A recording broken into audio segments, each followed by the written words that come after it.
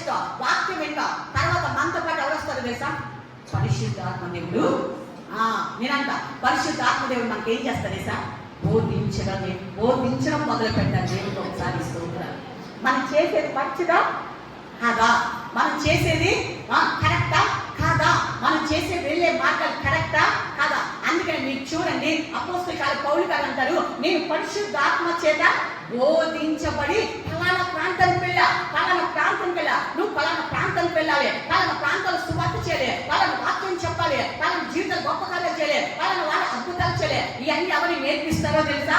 పరిశుద్ధాత్మ దేవుడు నేర్పిస్తాడు. దేవుడికి ఒకసారి స్తోత్రాలు. మీరంతా చూడండి, ఒక వ్యక్తి పరిశుద్ధాత్మ పొందిన తరువాత ఆ వ్యక్తిలో చాలా మార్పులు వస్తాయి, చాలా చేర్పులు వస్తాయి. ఎప్పుడు తెలుసా? ఆ వ్యక్తి ఎవరి చేత నడిపించబడితే పరిశుద్ధాత్మ చేత.